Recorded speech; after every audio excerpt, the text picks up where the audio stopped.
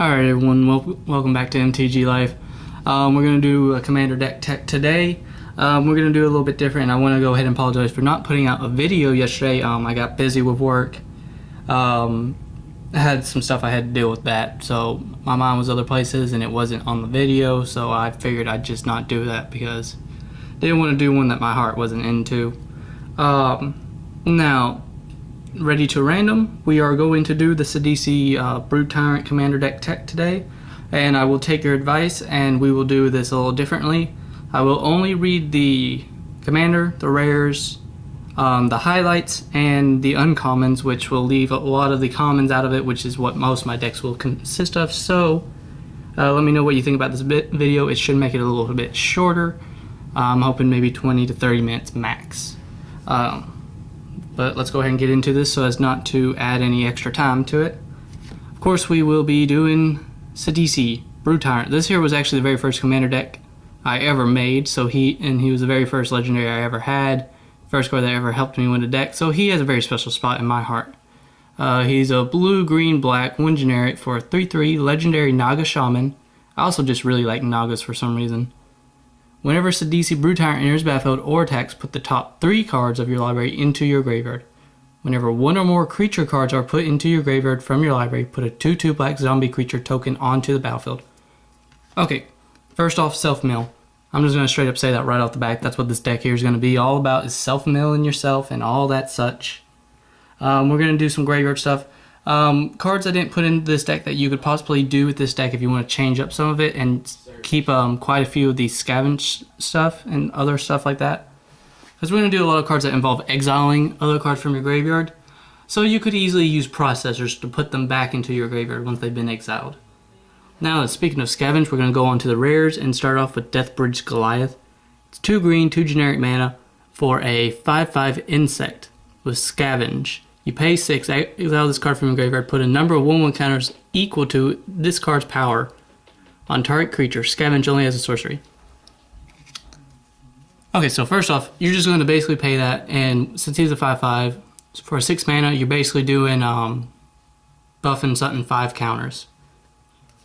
That's pretty much what you do with that, and that's why I said if you want to use some Eldrazi processors, because there are some that when they enter battlefield do this, put a card from exile into the player's graveyard. Do that to yourself. I think there are a few that allow you to do it to yourself. I think most of them only target an opponent, but you can still do it to yourself. I think there's 1 or 2 that will do that, which will put them back in and then you can play them back out. Now then, let's move on to our next rare, Soul Swallower. 2 green, 2 generic mana for a 3/3 worm, trample, and delirium. At the beginning of your upkeep, if there are 4 or more card types among cards in your graveyard, put 3 1/1 counters on it. Okay, so first off, what's going to happen with this card is, as soon as we play it, there's going to be enough stuff to activate Delirium. This thing's going to get humongous from all this stuff going on. It's going to get buffed. It's going to get crazy insane. Now, of course, with us exiling a few cards from our graveyard, we do want Rakshasa. I call it Rakshasa. Some people say Rakshasa, some people say Rakshasa. I honestly feel like I'm just butchering it any other way. Vizier, it's a blue, black, green, 2 generic mana for a 4/4 cat demon. Foily. I actually have both foiled artworks of this. Whenever 1 or more cards are put into exile from your graveyard, put that many 1/1 counters on this. I've gotten that up to a 10/10 before. It can get huge. It can get out of hand very quickly. Now then, of course, with us putting all these cards into our graveyards, we are, of course, doing quite a bit of exiling them from our graveyard to activate abilities such and such.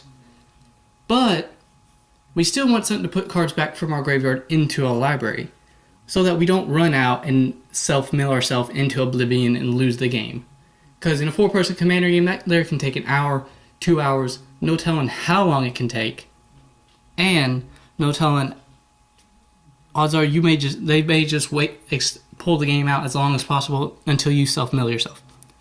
So here's a card that they may not be expecting that I bet most of you watching this haven't thought of in a Sidisi deck. I haven't checked up any other deck techs or any other deck lists of this, so I don't know if they're in there or not. But it is Psychic Spiral. It's a blue and 4 generic mana for an instant. Shuffle all cards from your graveyard into your library. Target player puts that many cards from the top of his or her library into his or her graveyard. So, let's straight up say this. Late game, you have maybe 10 cards left in your library and you top deck this. You play it out and you put all of the 90 cards back into your library and mill someone 90 cards. By that point in the game, they probably have less than 90 cards in their deck. If they don't, then they're playing something with putting stuff from their graveyard into their library the same way. Anyways, odds are, any point you could either self-mill someone, not self-mill, just straight up mill someone with this card to oblivion, or get them close to it where they're on a clock. Or at least just get quite a few of their good cards out of there. Now then, we're going to go into the, we're done with the rares, we're going to go into the highlights. There's only a handful of these ones. And then I'll only do the uncommons. Nyx Weaver. It's a black-green, 1 generic mana for a 2/3 enchantment spider. Reach. At the beginning of your upkeep, put the top 2 cards of the library into your graveyard. You can pay 3, exile it, return target card from your graveyard to your hand. Okay, it's just really useful. It helps, for 3 mana, it lets us help activate Sidisi. That's what it's about, is activating Sidisi to get an army of zombies. Crop Sigil. It's 1 green for enchantment. At the beginning of your upkeep, you may put the top card of your library into your graveyard. Delirium, you can pay 3, sacrifice it. Return up to 1 target creature card and up to 1 target land card from your graveyard to your hand. Activate this ability only if there are 4 or more card types among cards in your graveyard. Odds are you're not going to sacrifice the second ability unless you actually have to, but it goes the same way with Nyx Weaver. Together, that's the top 3 cards of your library going into your graveyard, and they activate separately, so each one could possibly activate Sidisi. Their own way. So that's 2 tokens. Crawling Sensation, it's a black green 2 generic mana enchantment. At the beginning of your upkeep, you may put the top 2 cards of the library into your graveyard. Now, this helps us out. This is a card you really want to get out because it helps out with the other part of it, which is lands.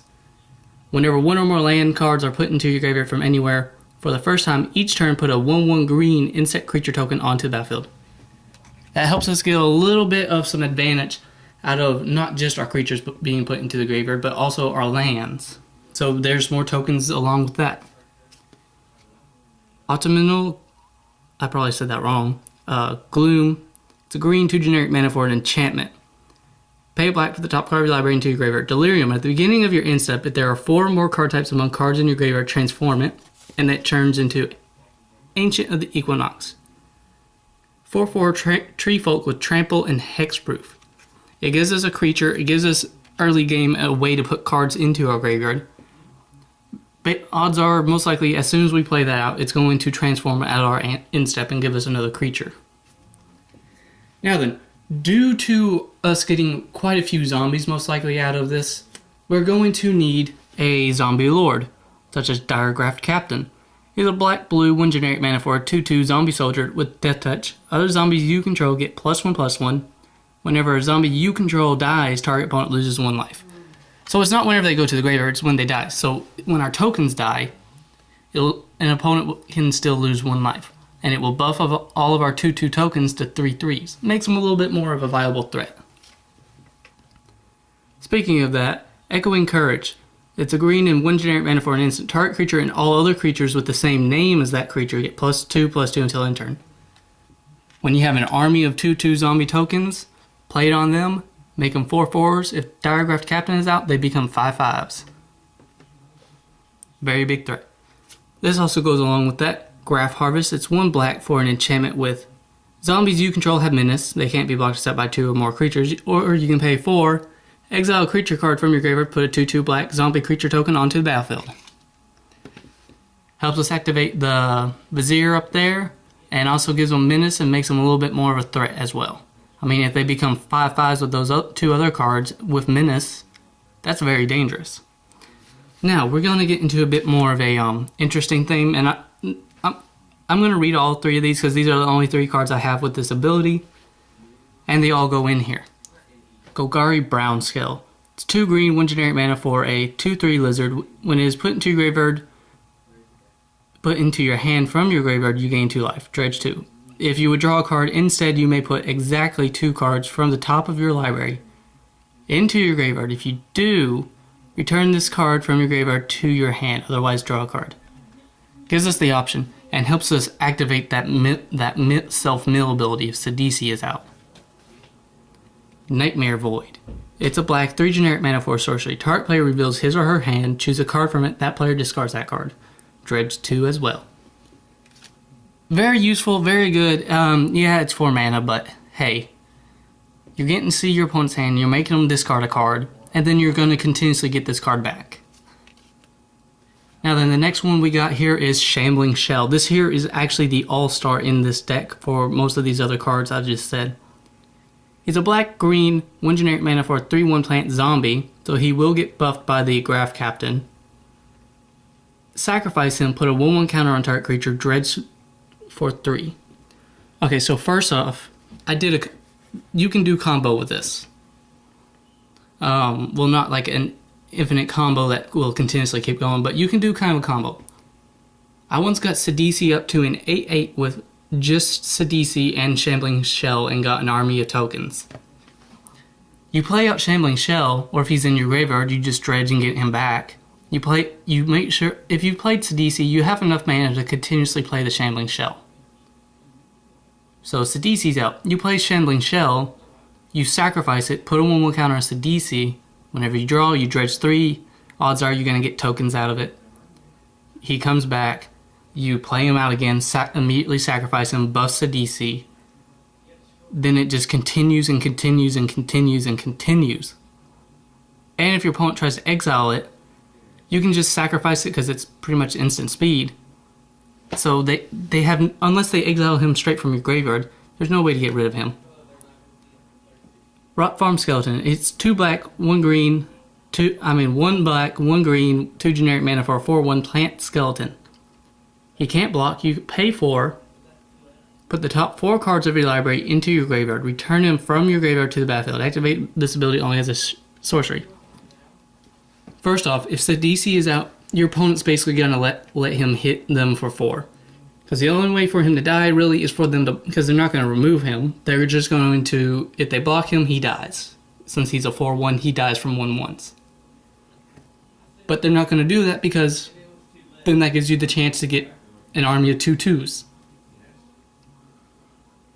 Anyways, that's the all-stars. We're just going to move on into the uncommons and all of that right now. Starting off with Null Caller. He's a black 3 generic mana for a 2/4. Vampire Shaman, you pay 4, exile a card from your graveyard, put a 2/2 zombie token onto the battlefield. It just goes more with the exiling and all of that. Ongoing Investigation. He's a blue, 1 generic mana for enchantment. Whenever one or more creatures you control deals combat damage to a player, investigate. You get a colorless clue artifact token. If you pay 2, sacrifice it, draw a card. You can pay 2, exile a creature card from your graveyard, investigate, you gain 2 life. First off, it lets us go with the exiling and all of that. And like with the Rot Farm Skeleton, they're just going to let them deal damage, and then it lets us draw to activate Dredge if it's in play. Treasured Find, just some graveyard recursion. It's a black-green sorcery, return target card from your graveyard to your hand, exile it. Treasured Find. Perpetual Timepiece. 2 generic mana for an artifact. Put the top card of your library into your graveyard. Pay 2, exile this card, shuffle any number of target cards from your graveyard into your library. If you're getting low, exile it and just bring them back. Or if they try to do something that messes with your graveyard stuff, like exile all cards from all graveyards, you can just pay that, keep up 2 mana so that they can't, and then just get all your stuff back. And then just continue along, because by then you got your engine rolling.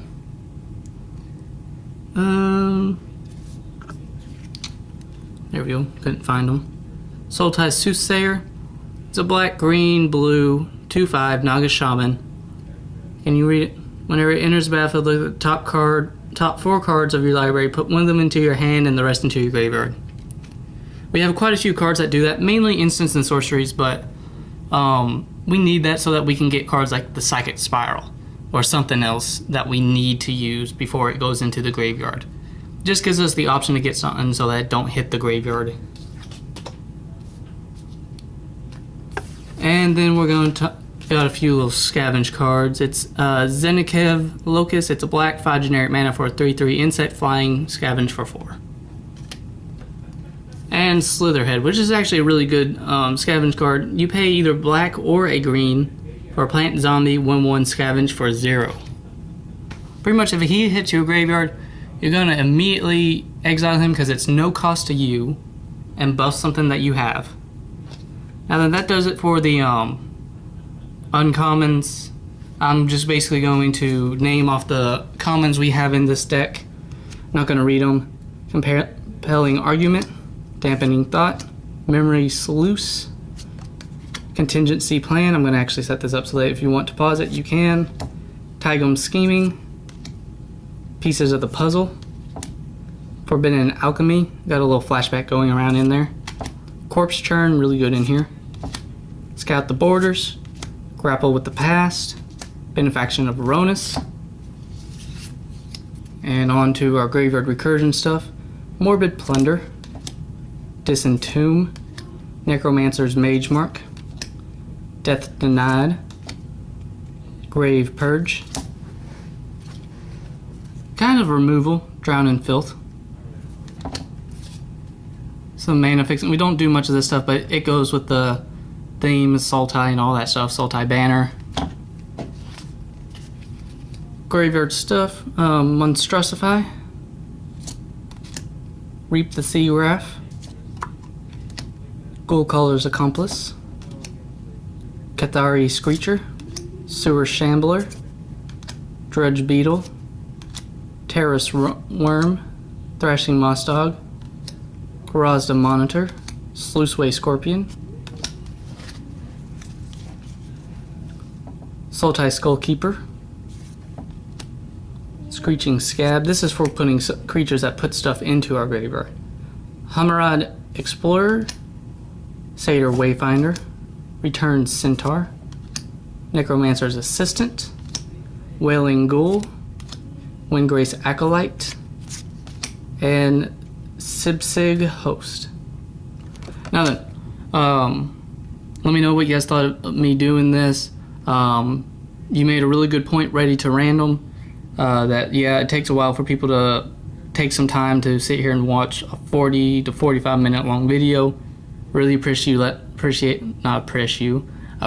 you let me know that. Thanks for the advice on that. Let me know what you thought of this, how you thought of me going with the highlights and the like you did say to do the highlights. Let me know what you thought of me doing with the uncommons, because I don't want to do like a 10-minute long video for a commander deck tech. I figured I'd probably hit around 20 minutes, so that's why I did the uncommons and then just named these off instead of just reading them like you did say. And I will put the deck list in the description and it's from tappedout.net and all that stuff. So let me know what you guys thought. I hope I did a decent job since you guys were wanting to see this one. I hope you guys did a decent job on this. I hope you guys enjoyed that. It's probably a little bit more of a cheaper, and if you guys were wanting to make this kind of deck, you can easily go out there and get it. Pay for the singles pretty easily, or odds are you probably have half of the cards I just named off. Yeah, I'm wanting to hit about 20 minutes, so I'm just going to talk for about another minute or two. I'm working on getting a M19 booster box, which I will open up here whenever I finally have the money with me, and then I finally get on there, because it keeps...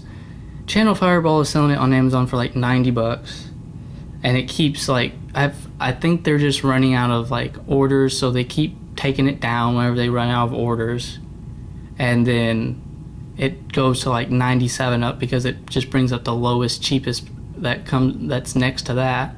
And then it keeps coming back whenever I look at it, and it's not whenever I have anything to actually pay for it immediately. The $90 one immediately comes back in a little bit. And then when I look at it later, it goes away and all that stuff. And it's really just annoying and taking me off, because I'm wanting to get it.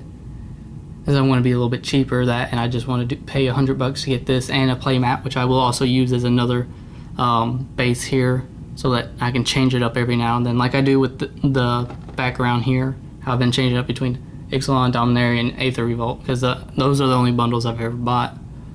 But you guys saw me open up the Aether Revolt bundle. Yeah. Have a great 4th of July, all of y'all, and I'll probably be uploading this later in the night. Maybe I'll probably work on trying to upload it now, a little bit now, so that I can just upload it pretty quickly instead of staying up all night long trying to do that. I hope you guys have a great night. Sorry I didn't put out a video yesterday. Ready to Random, I know you want to see this deck. Tell me what you thought of this deck. Tell me if it's met your expectations for a decent budget deck that you can easily get if you were wanting to. Tell me what you thought of the video too.